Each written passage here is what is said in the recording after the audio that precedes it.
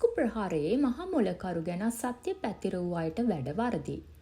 උසස් නිලතල පිළිබඳ කාරක සභාව තුළදී සාකච්ඡාවට ලක් නොවුණු කතාවක් පිළිබඳව මන්ත්‍රීවරයෙක් විසින් වැරදි ප්‍රකාශයක් මාධ්‍යයට නිකුත් කර ඇති බවත්, ඒ සම්බන්ධයෙන් ඔහුට විරුද්ධව නීතිමය ක්‍රියාමාර්ග ගන්නා බවත් අමාත්‍ය විජිත හේරත් මහතා පවසයි.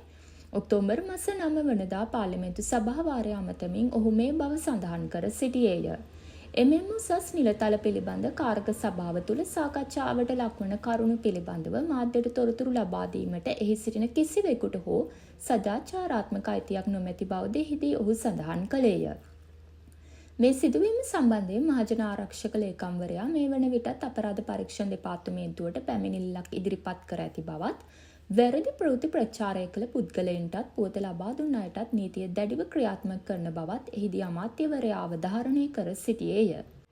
තව දුරටත් අදහස් දක්වමින් ඔහු පැවසුවේ එම කමිටුව තුළ පාස්කු ප්‍රහාරය ඉන්දියාවේ උවමනාවට ක්‍රියාත්මක වූ එකක් සහ එහි මහා මොලකරු ඉන්දියාවේ යන වග රවී සෙනවිරත්න ලේකම්වරයා විසින් කිසිසේත්ම ප්‍රකාශ කර නොමැති බවය.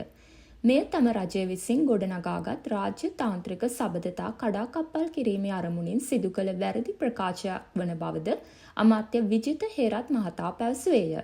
එහිදී අදහස් දැක්වූ අමාත්‍ය විජිත හේරත් මහතා ඉන්දියාව ගැන කතාවක් කළේ නැහැ. කිසිම රටක් ගැන සඳහන් කළේ නැහැ. නමුත් ඉතාමත් වැරදි විදියට සහ සාහසික විදියට වැරදි ප්‍රවෘත්තියක් නිර්මාණය කළා තියෙනවා ඒ කමිටුව නියෝජනය කරන මන්ත්‍රීවරයෙක්. ඒක වැරදි පූර්වාදර්ශයක්. එනිසා එකට අදාළව ගන්න පුළුවන් උපරිම නීත්‍යානුකූල ක්‍රියාමාර්ග අනිවාර්යයෙන්ම ගන්නවා. මොකද එකක් උසස් නිලතල පිළිබඳ කාරක සභාවේ කතා වෙන දේවල් මාධ්‍යවලට දෙන්න සදාචාරාත්මක අයිතියක් නැහැ. ඒක වැරදි. හරියට මේක ගැන අවබෝධයක් තියෙනවා නම් ඒක රකින්න ඕනේ. ඒවා මාධ්‍යයට දෙන සදාචාරයක් නැහැ.